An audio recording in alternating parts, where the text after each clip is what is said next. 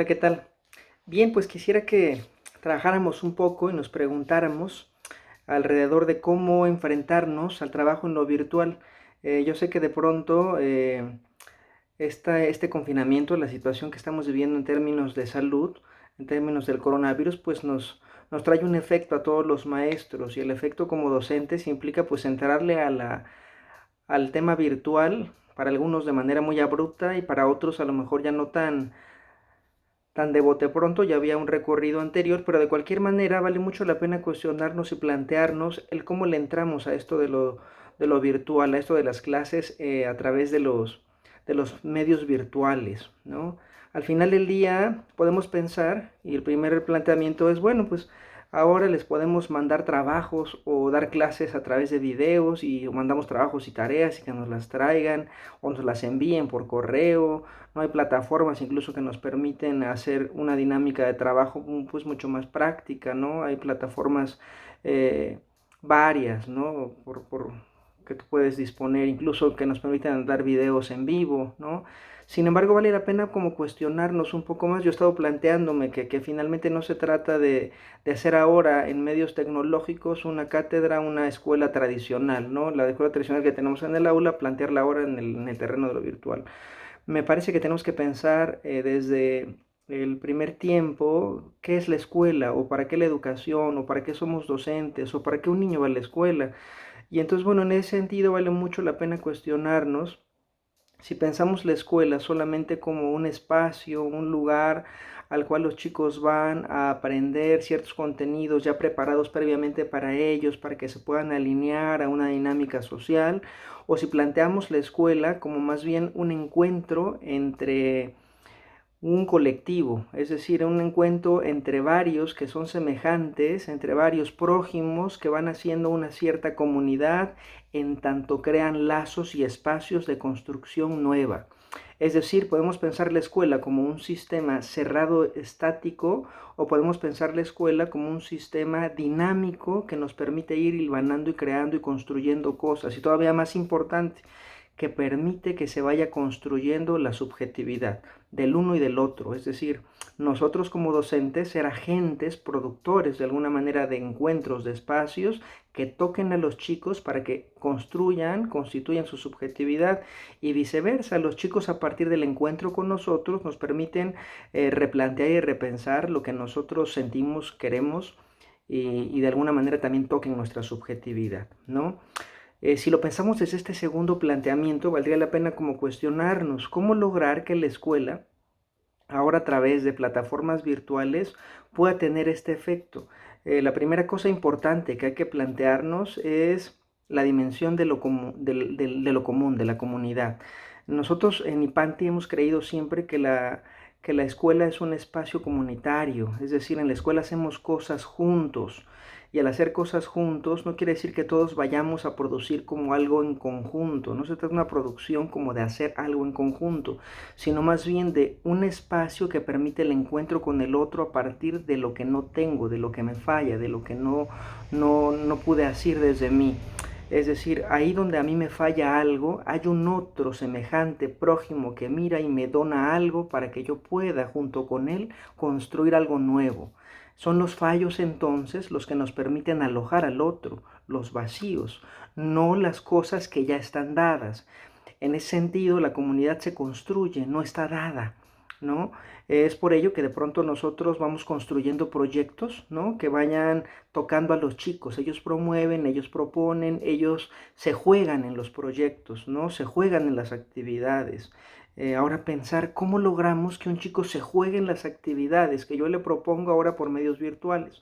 ¿Cómo lograr que lo que yo doy no sea nada más un atiborramiento de tareas y que de pronto los chicos, los niños y los papás digan, ¿qué onda con los maestros? Se están desquitando de todo lo que no trabajaron y parece que son innumerables tareas, a manera como de tareas de cumplimiento de actividades, como de deberes, ¿no? Y entonces la escuela termina siendo como una institución de muchos deberes dentro de otra institución de muchos deberes y entonces la escuela en la casa se convierte como en algo pesado para el niño y para los papás del niño, que ahora los papás se convierten como en agentes educativos, ¿no? O la persona que está en la casa. Entonces, ¿cómo lograr que eso que pasa en la casa, entre el niño y sus papás y entre nosotros que somos agentes que vamos a estar mediando de alguna manera las actividades, no sean nada más actividades reproductivas, que nada más atiborren de contenido y de tareas, sino que sean actividades subjetivantes? Es decir, ¿cómo lograr que lo que yo les digo de alguna manera convoque de tal suerte que haga un lazo o una continuidad del lazo afectivo que yo tengo previamente en mi aula y que puedo a partir de este encuentro, por ejemplo, con un video, por ejemplo, con mi voz, con mi gestualidad, con mi mirada, con mis ademanes, que pueda hacer algo a manera de toque, a manera de caricia, que pueda alojarse en el niño y que al alojarse en el niño detone cual semilla, germinen cosas allá adentro, ¿no? Que permitan que el niño además construya, no nada más repita y reproduzca, construya. Y ahora más complejo, ¿cómo lograr que construya en un espacio que ahorita está siendo un espacio cerrado? Y en ese estar cerrado como hermético, de pronto pareciera que en vez de construir cosas padres, nuevas, se reproducen cotidianidades, es decir, se hacen rutinas que finalmente permiten dar cierta estructura, pero que repetidas, repetidas las mismas, dan cierto también sensación como de nada nuevo, nada producción, como que en vez de potencializar esa capacidad, yo le llamo simbólica, que tiene el niño, ¿no? Esa capacidad que tiene de hacer cosas nuevas, de crear, de ser creativo, de pronto parece que se adormece. Recordemos que además la creatividad va a permitir al niño, a partir de su juego, ir construyendo y encontrando nuevas formas de enfrentar cualquier cosa, como por ejemplo de enfrentarse a estar adentro de su casa con su mamá, con su papá, con sus hermanos, y además enfrentarse a una situación que además desconoce, como por ejemplo por el hecho de que hay un virus allá afuera, nosotros tenemos que estar guardados, ¿no? Entonces, ese estar guardados no es de entrada algo que él quiera, finalmente él quiere salir. Nosotros, como agentes educativos, tendríamos que pensar, yo me cuestiono, ¿cómo lograr que el niño, aunque esté allá adentro, a partir de este espacio educativo, como lo hace la escuela concreta, ¿no? La escuela en el aula, la escuela con sus patios, no pueda también generar un espacio de encuentro, de salida y de entrada? Es decir, que algo de lo que nosotros damos se inserte en el pequeño para que además el pequeño tenga una vuelta. Es decir, cómo hacer de la educación o de este encuentro un encuentro dialéctico. Cómo lograr que efectivamente la noción de comunidad se dé de ida y vuelta, que haya un lazo compartido. Para ello es fundamental que yo me replantee las actividades que voy a dar. Es decir, que piense en términos de contexto, que contextualice mi educación. ¿Dónde está el niño parado ahorita? ¿Cuáles son las cosas que le están sucediendo ahorita? ¿Cuáles son los elementos que tiene ahorita? Para que aquellas cosas que yo le pueda dar puedan ser conectadas subjetivamente con el niño, con su mente, con su corazón, y que sean actividades que permitan experiencias que detonen afectos en el niño. Es decir, si yo sé que en la cotidianidad el niño en casita tiene que hacer muchas actividades como deberes, yo pudiera encaminar o pudiera plantearme actividades educativas que toquen esos como deberes, pero los conviertan en algo nuevo, algo diferente. Es decir, que si de pronto el niño tiene que comer, el comer se convierta en una actividad que le permita al niño, además, construir experiencias diferentes al solamente comer. Por ejemplo, que cocine, que participe de la comida, que participe de las actividades de la limpieza, de lavar los trastes, que participe en las actividades como por ejemplo de poner la mesa, pero que esas actividades estén dotadas o cargadas de elementos que no solamente sean poner la mesa, sino además elementos educativos. Por ejemplo, yo puedo dejar a un chiquito hacer una receta de cocina en la materia de español, ¿no? Y la conecto con matemáticas y le digo que haga una receta de cocina y que me diga las cantidades de cada cosa que tiene que tener. Y por ejemplo, yo le digo lo que tú quieras. Junto con mamá y papá deciden qué van a cocinar. Tienen que decirme, por ejemplo, por ejemplo, imagínense que vamos a hacer hot cakes. Y entonces yo le digo bueno, el chiquito dice, necesito una taza de harina. Esa taza de harina, ¿cuántos gramos son? Supongamos, 100 gramos. Ahora necesito 3 cuartos de la harina, más bien 3 cuartos de leche de esa taza con la que llené la harina. ¿Cuántos son 3 cuartos de taza. Si 100 gramos eran una taza completa, 3/4 de la taza, ¿cuánto sería? Y entonces resulta que ya no son 100, ¿sería cuánto? 750, 75, perdón, 75, ya no gramos, sino litros. Y estoy trabajando conversión, ya estoy trabajando propiedades en términos de matemáticas. Y ya esa actividad que parecía solamente una actividad a manera de rutina se convierte en una actividad como subjetivante. Y entonces resulta que eso como cotidiano de deber se convierte en una actividad mucho más dinámica, una actividad que además opera y toca la subjetividad. Y si todavía además le cargamos un elemento fundamental de algo que la escuela da, que ahora lo recordamos cada vez más, que permite que se dé la magia, es justamente la posibilidad de que a la escuela vamos a hacer cosas en colectivo y que la subjetividad se produce en colectivo. Entonces el niño graba o toma fotos de cuando esté haciendo sus hot cakes y además hace los hot cakes al final con la materia de arte, por ejemplo, y entonces crea unos hot cakes de un monstruo y le pone con la mermelada unos ojos y con las manzanas unas manos y unas patitas con el plátano. Y entonces le toma foto, graba el video y lo manda. ¿A quién se lo manda? No solo al maestro, sino se lo manda a sus compañeritos y entonces establece un lazo porque está esperando a ver qué dicen o está esperando las fotos de los compañeritos. Y entonces resulta que esa actividad que yo estoy dando no es una actividad muerta solo para él, sino viva porque reverberea, ¿no? Ahí revolotea lo que sería la posibilidad de la espera de que el otro me done, de que el otro también me acaricie a la distancia con su foto, con su video. Y eso nos va a permitir finalmente retomar el sentido de lo comunitario, el sentido de la educación de fondo, pues. Entonces, fíjense bien, aquí trabajamos varias dimensiones. La primera, que una actividad cotidiana como de deber se convierte en una actividad subjetiva a partir de nosotros proponerla como algo diferente. Nuestra labor entonces es ser agentes de que en lo cotidiano se convierta algo nuevo. Y entonces haya una salida de eso cotidiano, sale la actividad, esperan la respuesta y al tener la respuesta el niño quiere mover y hacer otras cosas. Producimos más pensamiento, producimos más conexiones en el niño a nivel educativo, ¿no? Vamos a decirlo así, neurológico, pero además estamos produciendo subjetividad o permitiendo que algo se produzca en el terreno de la subjetividad. No solo para ellos, sino también para los que participan, la mamá o el hermano o la hermana o el papá o los amiguitos que esperan el videíto, ¿vale? Estaba pensando en esto, de cómo lograr que en lo cotidiano surjan elementos simbólicos y voy hacia el comedor pensando en todo esto y me encuentro con una situación que de entrada pues me da un shock y hasta molestia.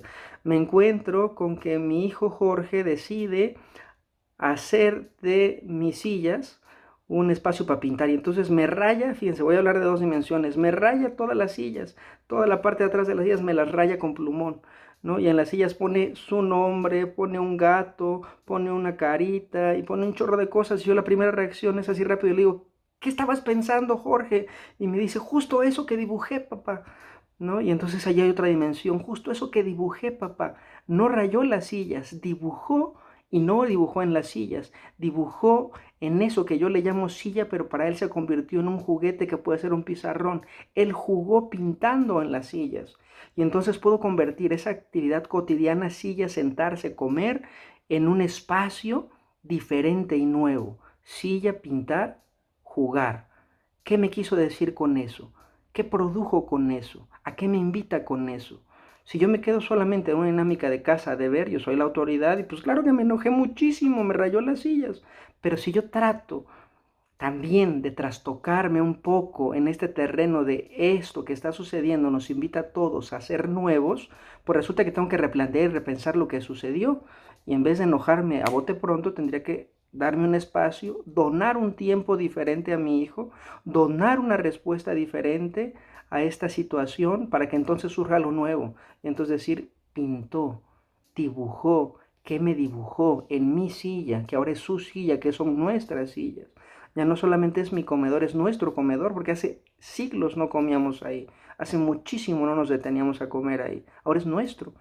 ¿no? Y allá hay una noción de lazo y de comunidad. Si nosotros como docentes permitimos que estos espacios cotidianos como el comedor, como la sala, como la cocina, como los alimentos se conviertan en espacios de lazo, no solo con la familia, sino a través de nuestro contenido, nuestros experimentos que podemos dejar, porque vamos a dejar experimentos con la comida, como por ejemplo con Coca-Cola que tiene el gas, ¿no? Para hacer una salsa de espagueti, y esos elementos que parecen comida pueden ser elementos de contenido académico, hacer un cohete con física o hacer una comida que tenga que ver con historia, una comida del siglo XVII, es decir, puede haber contenidos en actividades cotidianas.